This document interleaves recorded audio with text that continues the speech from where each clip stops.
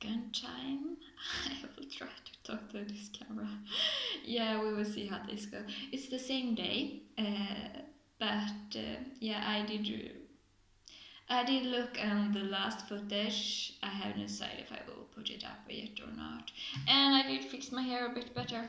But yeah, we will see how this time goes to talk to this camera. Like, it's hard to be sure. Like, this is really hard. This is why, like, this is the same day, and I just want to, like, expose myself a little bit more to this camera. Like, I don't know. I think it will be better the more time I have with the camera, even if like I don't put it up or anything. I think this will help a lot. And yeah, I did fill up my tea, but now it's so hot, so I can't drink it because like yeah, it was like boiling for like a half minute ago. So yeah, I can't drink my tea. Yeah. What should I talk about this time? Like, I'm actually really proud of myself. Like, I'm a lot of time proud of myself for doing stuff. And yeah, talking to the camera last time, I'm proud that I did it. And yeah, I'm I'm glad. I'm exposing myself outside my safe place. Um, Actually, I have done a lot of stuff that is outside my safe place. I'm really used to be outside my safe place, and I'm actually not so scared of being outside my safe place as many people are. Like, I don't get this overly emotionally, although I am scared of a lot of things. Like, I'm scared for heights, I'm scared for yeah, I'm scared. I'm scared for needles. Yeah, yeah. Like I'm scared for like a lot of things. I have always been a very scared person. Like stuff like make me scared, and I'm also very often been exposed to it because like yeah, I'm scared of heights, but I will go and do stuff from high heights that I get scared of, like so. Although this exposing myself for people and what they will think about me and about that kind of stuff, I'm not so good at that. That haven't I done so much, like not at all. Like from the start, I was more I did like hide it for myself stuff. So yeah, I hide emotions, hide things. Like, if you hide emotions a lot, you get anxiety. Like I think, okay, probably you can get anxiety from a lot of stuff. Like you can't probably just get it from one thing, but one thing that you do get it from that I really know that you do get it from is from hiding and don't get your emotions out, like putting those down and just put a lock over it. Like, yeah. And I have had so much of that problem. Like, yeah, my whole life. But people think that, yeah. Just because people don't see stuff, they don't think those are there, but they are. And I have struggled with that a long time, like really long time. Now I don't struggle so much about it. Like I can get it sometimes because I just still shut down my emotions and do this stuff, shut down things. Like I do that still sometimes, and then I get anxiety. So like every time I say anxiety, I say it like twice right now because I don't know. I don't like that word. It's something with that word that like triggers me or something. Yeah, but so I still get it sometimes, but it's like not at all as it has been. And every time I do get it, I can get it out. Like just give me some like 10 minutes alone, like totally alone, no one hears me, and it will be gone. Like I will take it out. And sometimes even when I am around people, I can't take it out like emotionally, like let it out so it goes. But I still can sometimes, like, yeah, but I can like remind me of what situation I am in. It depends a little bit about what kind of anxiety is. But sometimes I get anxiety, like, what if situation, like I am. It feels like I am in a situation where, yeah, I am emotionally triggered about, and then I can like more do like, yeah, but right now I'm sitting here, I am in front of this camera, which I am a bit afraid of, so this wouldn't help. But yeah, I'm just sitting here, I'm drinking my tea, and nothing is here to get me. I'm all alone in my apartment right now. No one is looking inside my window.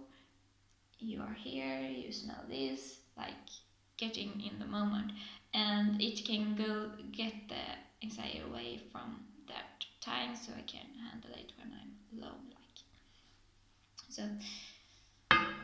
But yeah, that is actually a struggle that I have had like a lot, even when people don't think I have had, because that's the thing, that it's a lot of things here in the world that is inside people that people don't see, because yeah, when you see a person you just see the physical things, like you see stuff that are on the outside, you don't see the inside. I have been a lot more like that, like I don't need to be perfect, I don't need to look perfect, I don't need to be like everyone else on my outside anymore. Like it's okay to go a total day without makeup, and it's like, and when I have makeup, I have almost nothing, because yeah, if I have a pimple, I won't. It can show. Why does it care? Like my pimple, people can see it. I'm not perfect, and I have been a lot more like that. That I don't need to look a certain way. I don't need to please other people about how I look. And I'm more genuine, I would say. Like, I'm more genuine about how, like, with appearance, I'm more genuine because I do let people see my imperfections there. Like, it's okay. I'm not perfect and I will never be. And that kind of perfect is okay for me to show, my imperfection, like that kind of imperfection is feels okay for me to show, but my imperfections on another level, it's like, no, I don't want you to see that. And that's the thing, like now I'm also like a lot more comfortable with my bad personal traits. Like I have some, my personality isn't perfect either, and I'm more okay with that now. Like I show people that more, like not show, because show I don't know do, but I do tell people about it a little bit more, like, yeah, I'm stubborn, yeah, I know, I'm annoying with that. But the thing is that even if I show people that more, I'm more like, hmm, okay, I show you this, but, or tell you about this, but I also tell you about all the aspects of it most of the time when I do. Or not all the time. Sometimes I just say that I'm stubborn, but I don't really go into it. But it's so much layers about it, and I don't know myself a lot, which means that it's so much more to me, to my stubborn side, that just that I'm stubborn. When I was younger, I could like, yeah, if I decided something, I didn't let go. Like that is it, and I was just rambling about it over and over again. It is like, if it's something that I would take a fight for, like I don't shut the fight off. Like I go all the way. Okay, with fight I mean like arguments, talking arguments. But now I'm a lot less like that. It's more like, because I do listen a lot more about other people. I grown, I got older, wiser, and know that I'm not always right. And I do listen a lot more to people. But when it comes to stuff like, when it is about other people's lives, like, I go very far away, far, like, I go more into stuff, and I fight more for those things than other people might do. Like, I work as a social worker right now, and we do see a lot of people who struggle and have a hard time and so.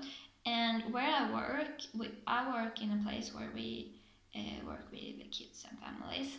And in Sweden, we have this law that makes us able to take kids from their families if the risk of their like how they are and how they will become is so high. Like, yeah, like, if, and it is really like that, if we can't get the solution where they are at home, we can take them out of their homes. But we rarely do that. And it's like, people are afraid of us because we can do that. But the thing is that people don't think about is that it is so hard. The law, you need, like, you need so much to be able to enforce it. Also, our leaders, like those, my boss, like, she don't want us to take any kid out of their homes because it costs a lot. Like, enforcing that law costs a lot to us, so she don't want that.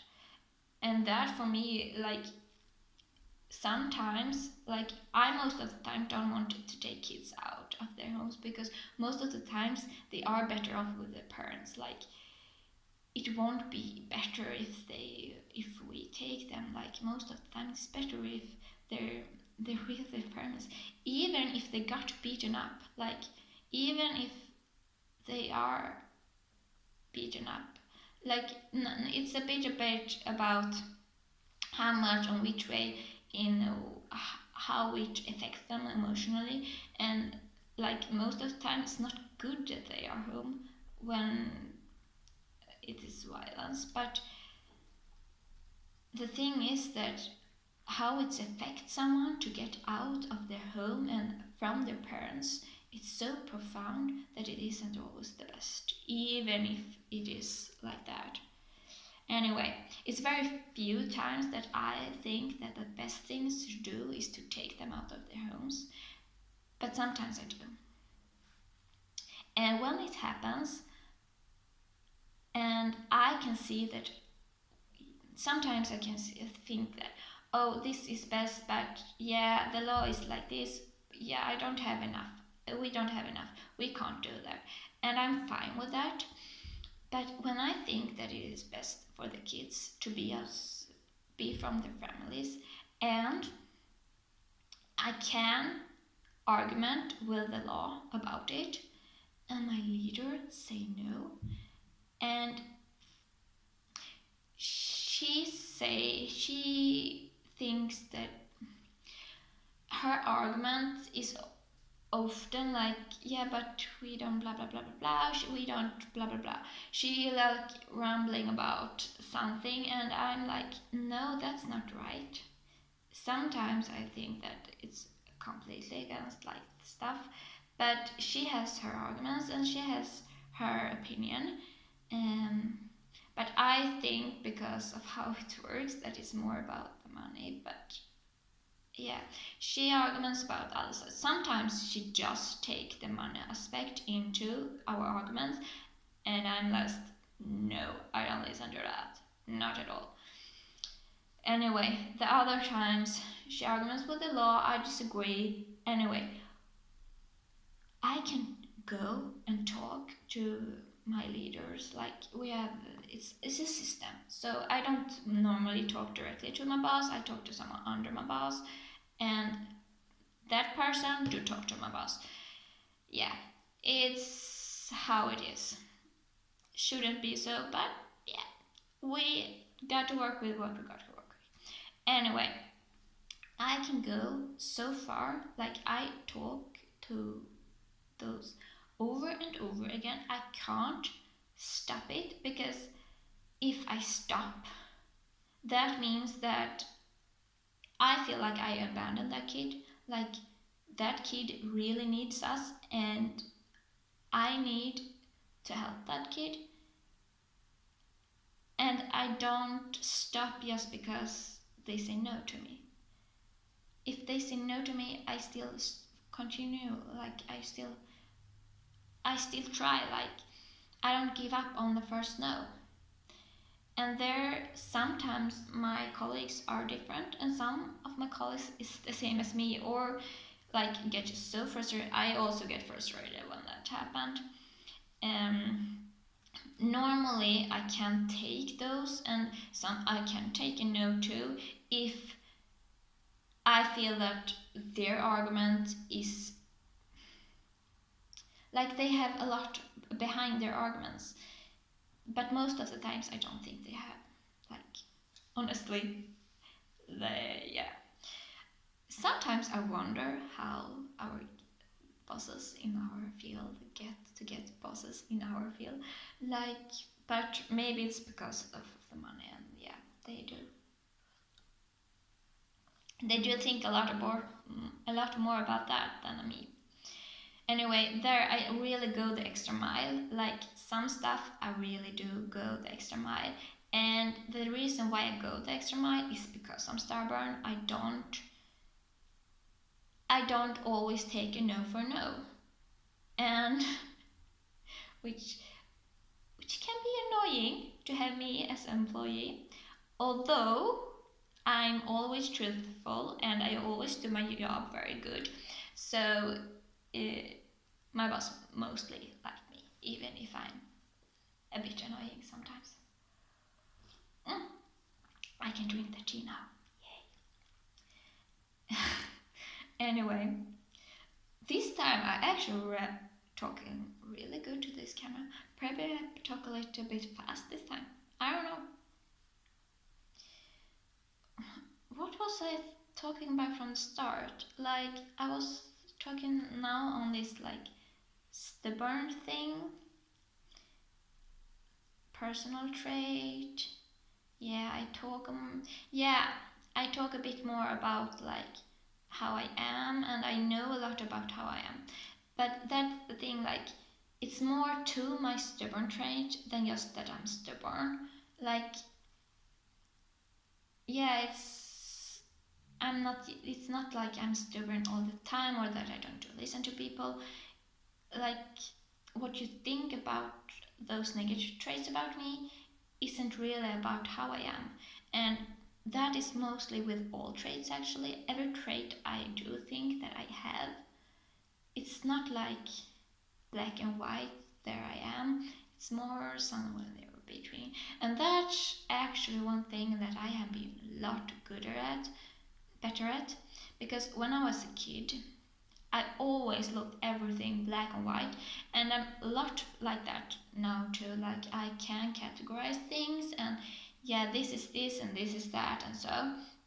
But I've been a lot better on it. Like I can, I see stuff more from like this grayish area. That yeah, I'm not like perfect. I'm not total imperfect either. Like I'm not bad and I'm not good. I'm somewhere between. So other people are probably somewhere between too.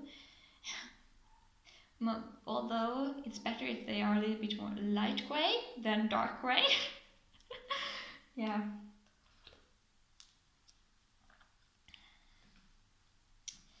Um, and that's the thing that people think about you is not the whole picture. Even I, when I think about people, I don't know them. I don't know everything about them because I'm not in their head. I'm just hearing what they're saying and I'm seeing what they do, and I can get a hint, and I do know really good about how people are and how they act, and so. But I don't know everything. And sometimes we feel like, and we do stuff like we do know everything, like we don't ask stuff, we just do stuff. But honestly, we don't know if we don't asking, and that's the thing also. Some people do ask, and good job you do. You people who ask stuff, you do better than those who doesn't. So good job. Although many people who ask stuff don't listen. And that is also like, why do you ask things that you don't listen to? The answer. Sometimes I'm doing that too. Like I'm I'm asking something because I really genuinely want to know. But when they start talking, like my brain just goes away. Like it's like zooming out, and then like, oh wait, what happened? And I start to like zoom in again and like listen to what they say. And sometimes I say like, oh, I just zoom out now. Like, can we talk about this again? And sometimes I'm quiet and I'm just figuring out what they said without like really knowing it. But yeah, that is actually the thing.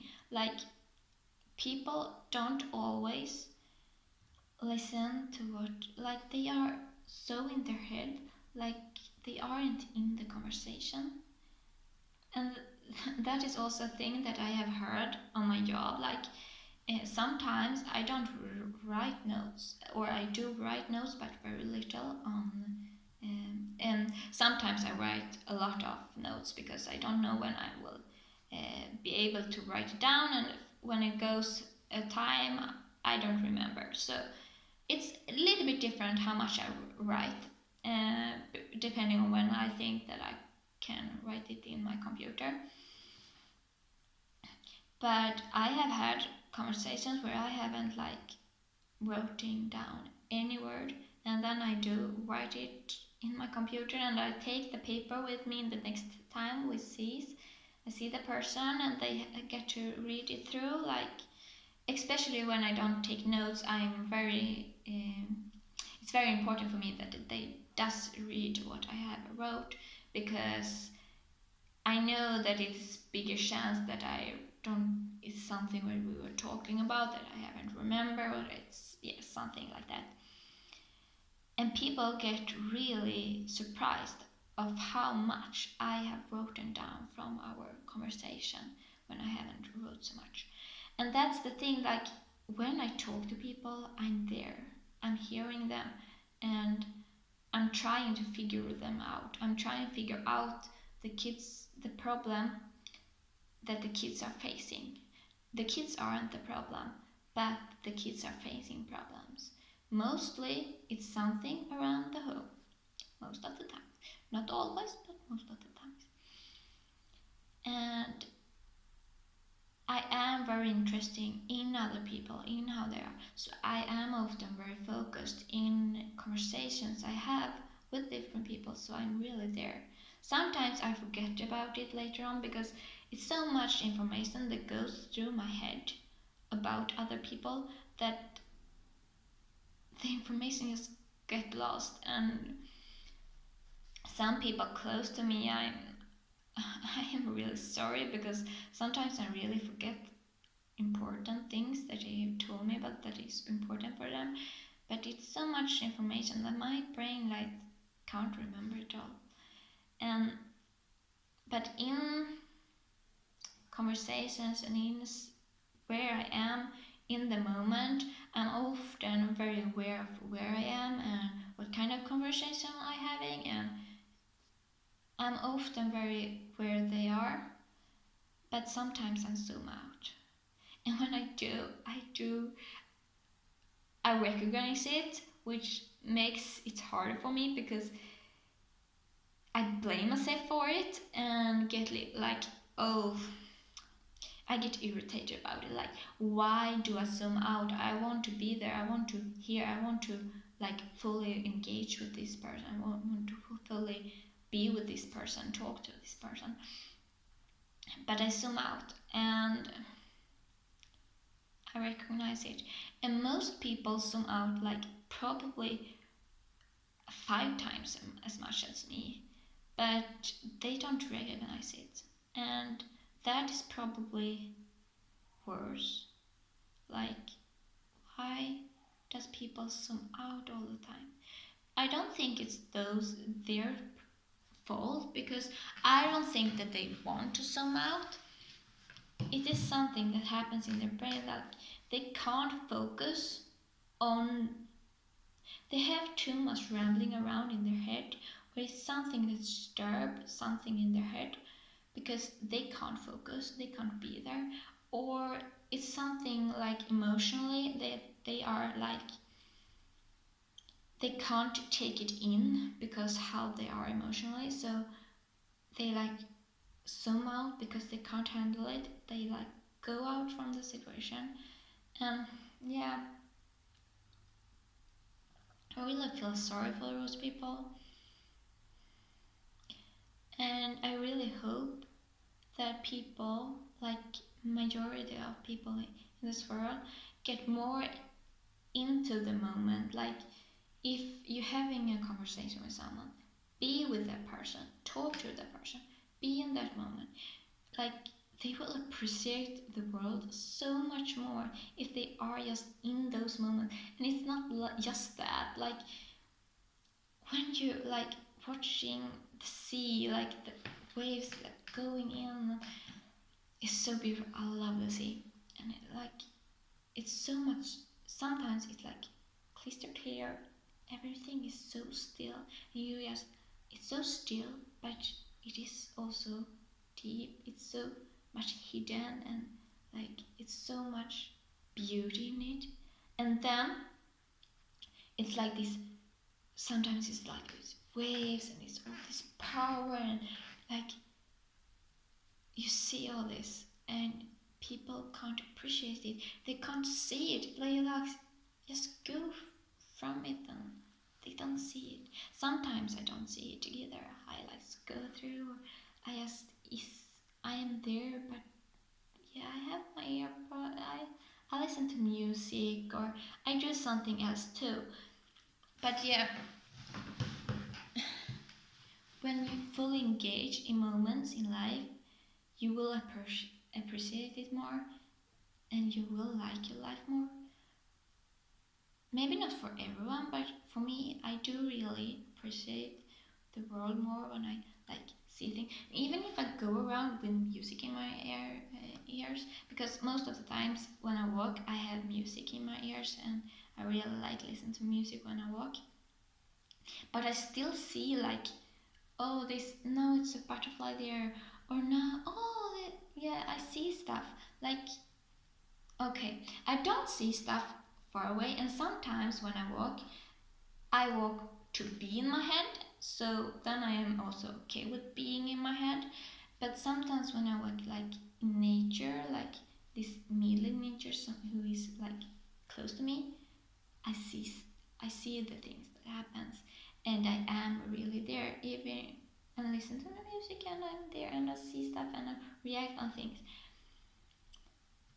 And sometimes I am in my head when I go like, yeah. But I think that if it's something that anyone should take from this recording, if I am even putting it up, like try to be more in the moment and see stuff. Like it's so much magical things that happens around you, and so much things to get as glad for or happy for, or that you like yeah, you like things. If you just are in the moment a bit more, you will be more happy. Like your your head can't wandering around, and you can like appreciate things a lot more. And yeah, I really, really think that people should appreciate things a lot more. Anyway, I think this will end here.